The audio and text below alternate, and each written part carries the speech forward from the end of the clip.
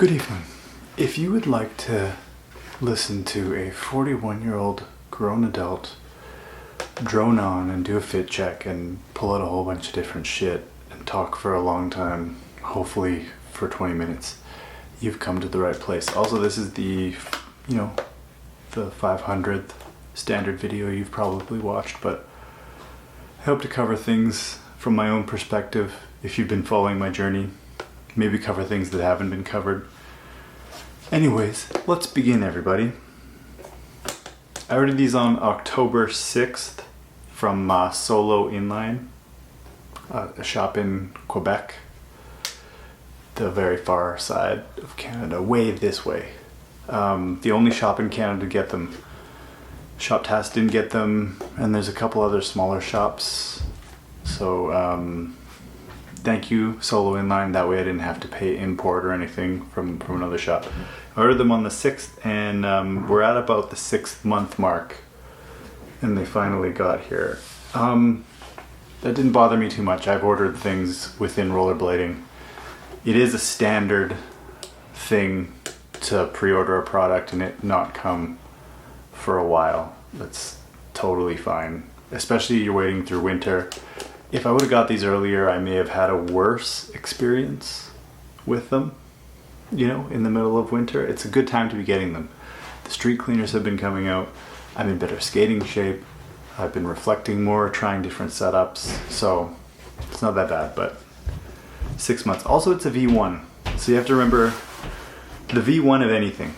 Lawrence said himself, this is the worst version of the skate they'll ever make. And because you can buy shell only, you can support, maybe represent, try it out. It's a good way to just try a V1 of something.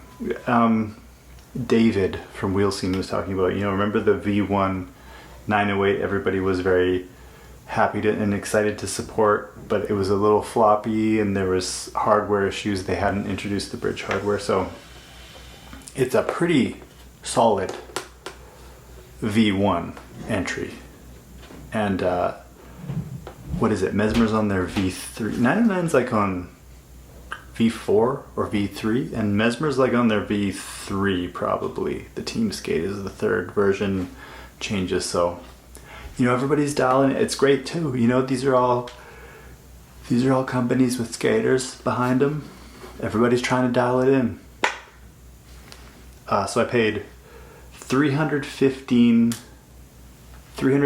Canadian dollars for the. I didn't get complete. Sorry, everybody. So I'm not going to be trying the frame. I just wanted to see what this liner was about. And this liner is way too small.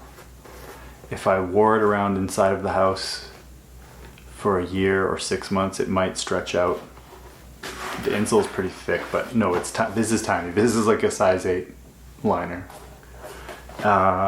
It's pretty much, I didn't bring a balance liner, but it's pretty much a rain liner mixed with a bit of a blank liner, mixed with a bit of a Seba balance liner. But I would say that's pretty close to a rain liner. I don't skate stock liners. They're not good usually, but I've heard good things about the rain liner.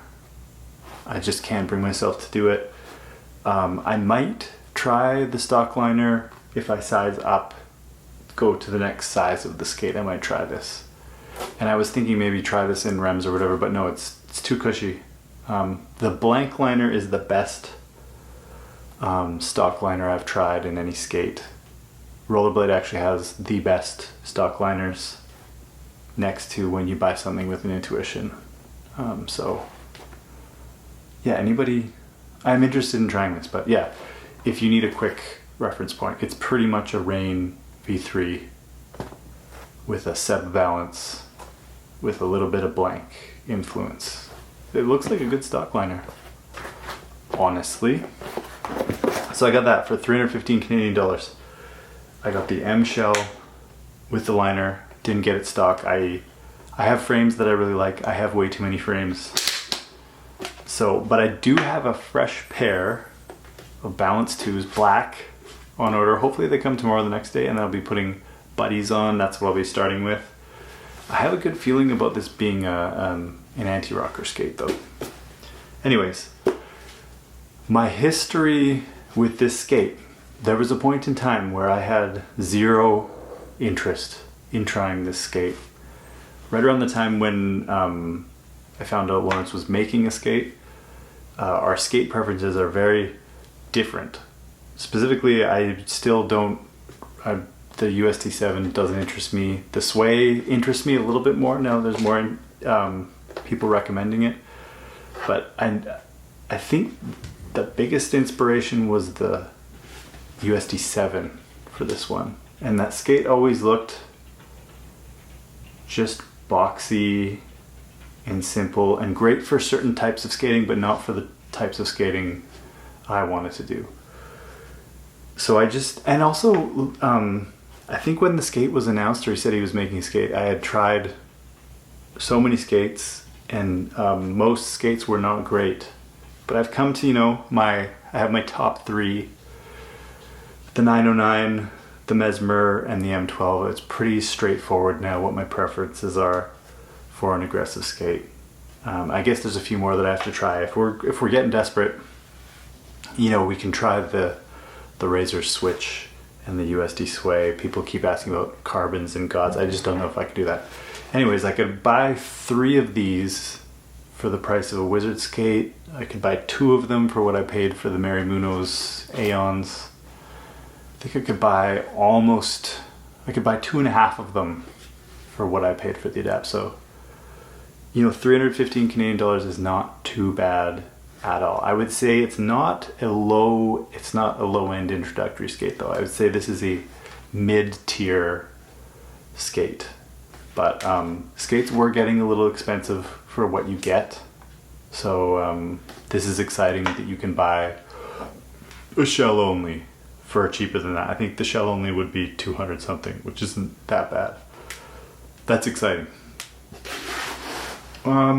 But when I saw, there was 3 specific things that started to get me intrigued about this skate.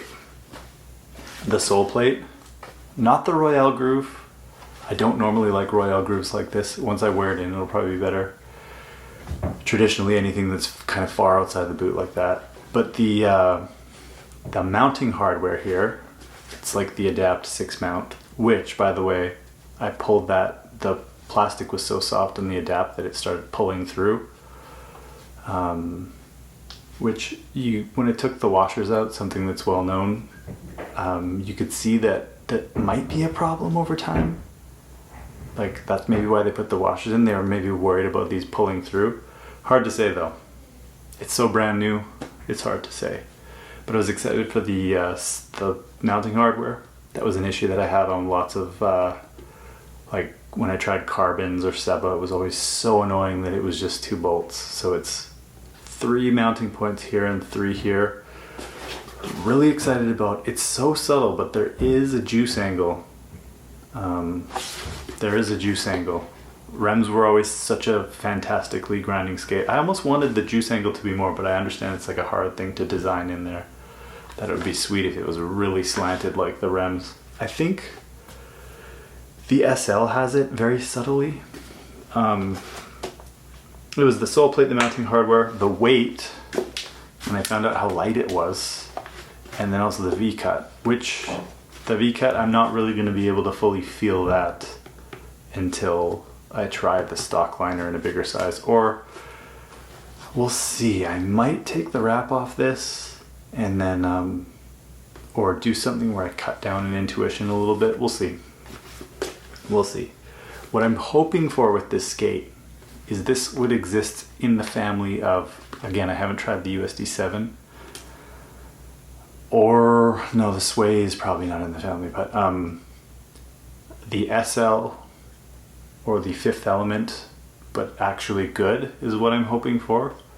The Blank was better than both of those skates, but it had the soggiest base and shock absorber, which I'm hoping this will be a lot more solid. And the blank also had a pressure point right here, which the pressure point people are talking about is actually further up here. The earlier version of this skate, it was like a 3D print that got sent here that Todd and I got to try. The pressure point was here. Trying them on earlier, that's not that bad. That's been fixed. There's just a couple issues I have that we'll talk about more later. But yeah, I'm hoping this will be like a SL or a Fifth Element, but good. The SL for a large human being that weighs around 180 pounds or more, whose head is very far off the ground, that skate is the squishiest, soggiest skate, especially in the heat. But I understand why it's popular in terms of the fit, the shape, and it grinds really well like a Rems. It's just kind of a gross feeling skate, but I understand why it's popular. The Fifth Element, Ben and I talked about this one. It's kind of just a Frankenstein mess. It has shock enhancing technology. You can bend it all the way over. I have it here. Do I have it here? No, I can't reach it. Where is it? Here, I'll get it.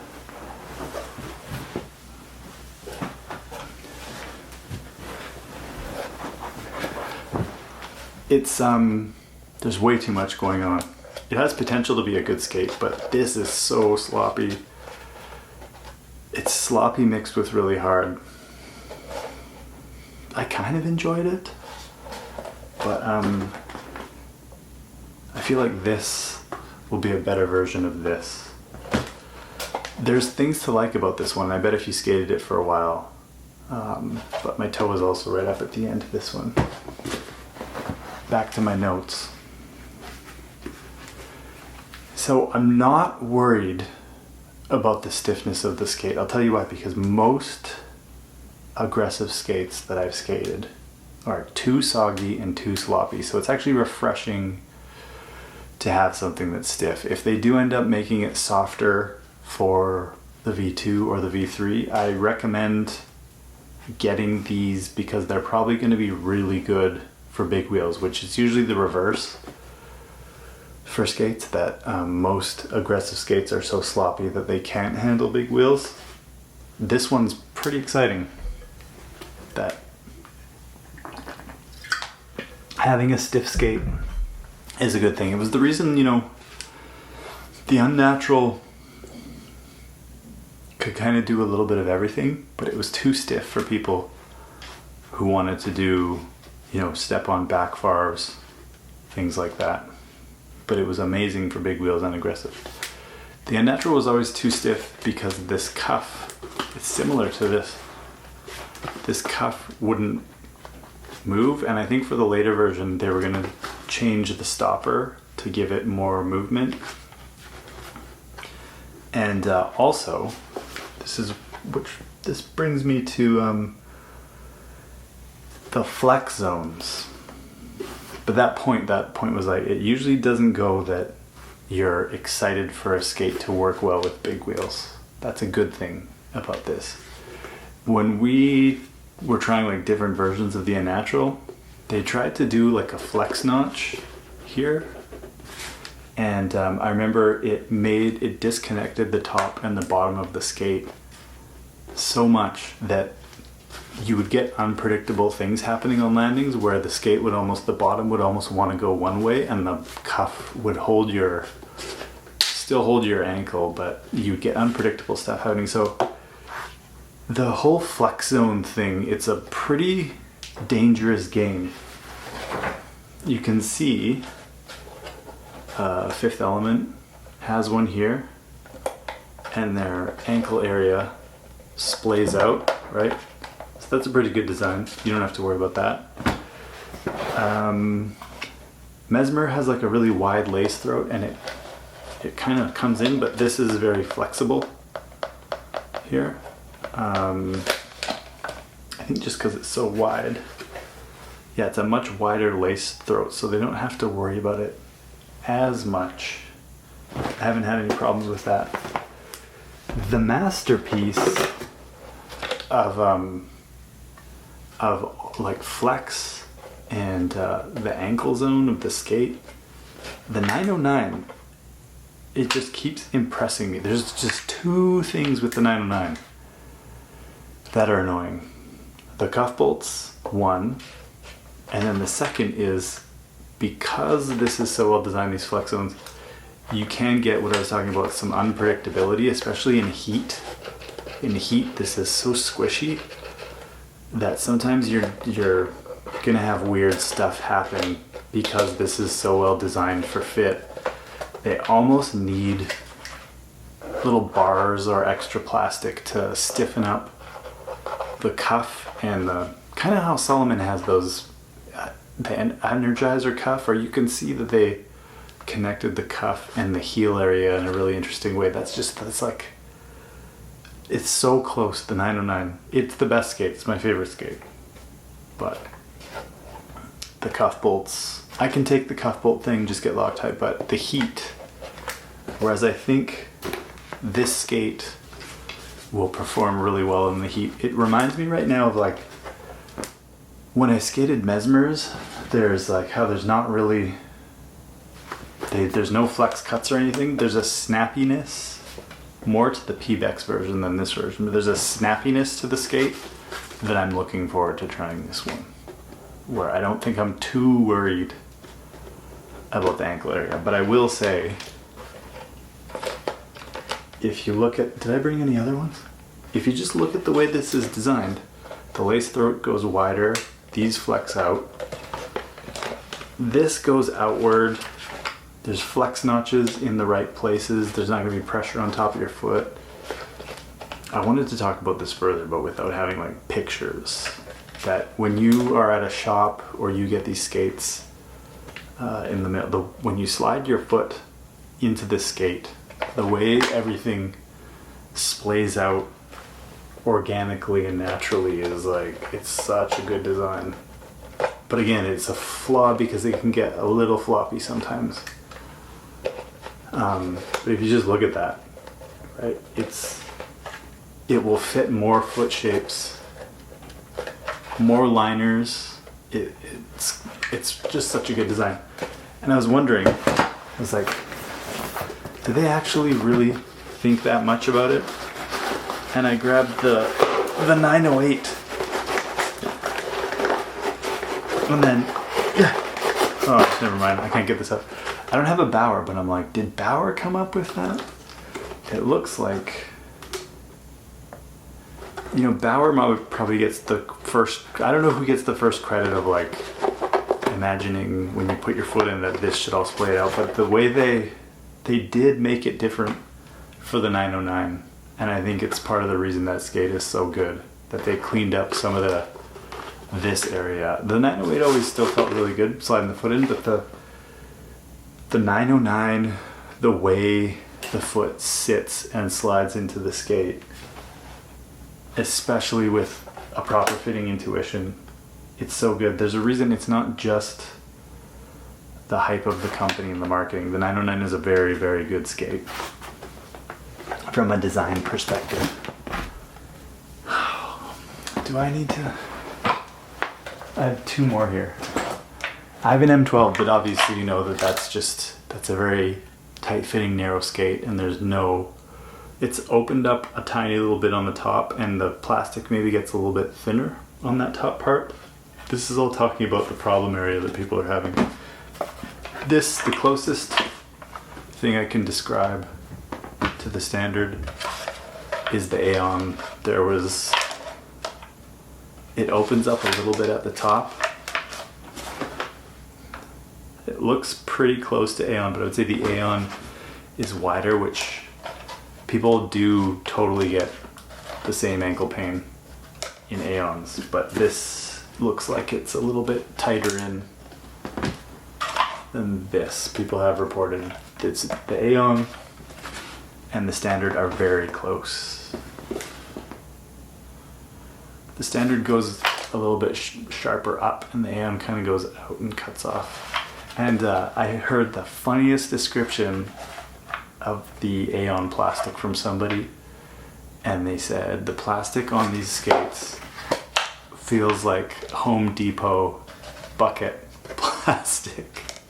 You know, there's like, I don't know if they're orange, but there's the Home Depot buckets that are so hard that you could totally use it as a weapon. The edges are so sharp, just like on the Aeon cuff. They're just, yeah, it's not a great feeling plastic. And whereas this is like the opposite, sometimes maybe too flexy in the heat. This is just like, these are crazy sometimes to put on. Like, you'll get cuts on your hands from doing them up and everything. I would say this is at least feeling snappier than the Aeon plastic. It's hard, but I think this will break in better. The Aeon is way closer to Home Depot bucket plastic than this. This almost feels like what the plastic CJ, maybe? I haven't skated that skate, but it's always what I imagined. And the spot that I was talking about on the thems, where I wish there was more reinforcement, I think this is going to perform really well for big wheels. I think where people are talking about tightness in the heel, I think people are just used to sloppiness here. But this plastic is really nice and thick, and that you'll get very good response. I'm excited about that. I think that's why I like the Mesmer. I think the Mesmer, you get that really snappy feel and responsive feel because this is super thick here too. Whereas like on a warm day, you can take a heel of a 909 and just squish it together. I'm not sure how they would improve that. Yeah, right here. I can even squish that right now. There's something missing in the design of the 909 that they could fix there. Okay, I've been talking way too long about ankle flexion and flex points and stuff. I will say it's almost better that they didn't do anything with flex notches or anything yet, that you just have this version of the skate, especially if it's going to be good for big wheels. Try a flexier plastic, and then I think over time they can work it out or do slight adjustments, but it's better to just start by not changing the overall feel too much. So like, I wonder though where people are cracking it as well.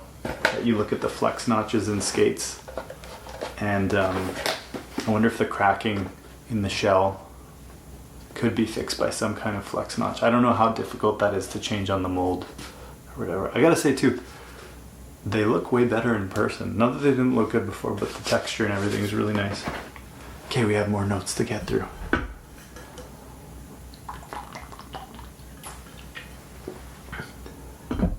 So obviously, the biggest flaw that everybody has heard about is the ankle pieces, which I said is really close to the Aeon, that you can feel that it's going to be quite hard. Todd doesn't lace that top one up, which makes a lot of sense, so I'm going to leave that lace open.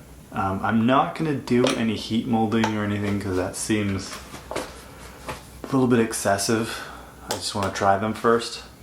So I think the other thing that the lace through looks like it does go a bit wider, but I just think that's something that, you know, it does go wider. That's just an area that they'll figure out over V2 and V3, really. But I'll tell you what, I was like, I should totally try the RL2 in this boot. And it was instantaneous demons digging into my ankles. So I don't recommend the RL2 ever, but definitely not in this skate. I can report, yeah, I had to take the washers out. The sole is visually warped and curved in the front and the back, but apparently you just put a frame on and that fixes it. But Law had the theory that it's from the pad that goes between, like it doesn't cool, and then these screws go in and it bends. I thought maybe it would be more pronounced in the bigger sizes, but no, you can. I tried putting a frame on. I don't have one, and there is a clear gap in the middle. I also think it's because of these, similar to Mesmer, that the shock pad mixed with this not being fully firm plastic. I'm sure they'll get that dialed in, but I hope that flexes. I think people have fixed that pretty easily, but yeah, it has the Mesmer anti-rocker technology where it'll warp frames. RIP to my pair of Balance 2s that got super warped by the Mesmers. I'll keep an eye on that for this. That was the most glaring thing was just the stiffness of that ankle area. This is without even skating, and then the warped sole, which people know, and I took those washers out. Okay, it's almost at the reveal of fit.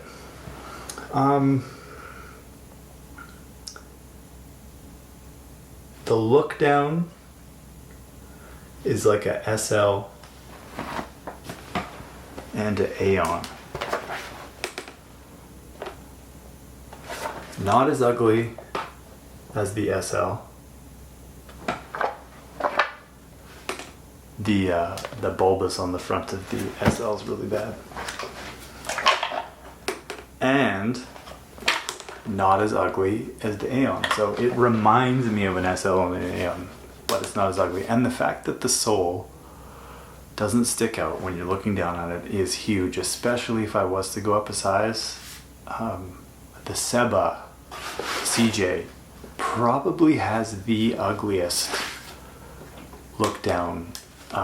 If you ever see it, that the negative part of the sole plate is just this L. It looks like there's a thumb. There's like a thumb underneath your skate. So very impressive. For fit, there's a big flaw that I have one shock absorber in, and the Intuition Premium 995 with the super feed in there. My toe's right up at the end.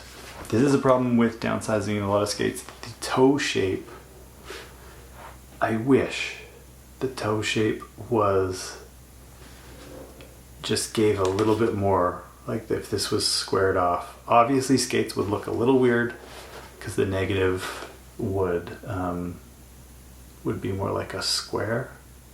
After talking about look downs, the look down would be quite ugly, but I don't have my wizard set up here, but it's the Seba CJ. The toe box is almost more like it's almost more squared off, and this is rounded, and that's where like when you think of hockey skates or barefoot shoes, toe boxes of things from the future, if they were more square. But these are brand new molds. This is how they wanted to make them.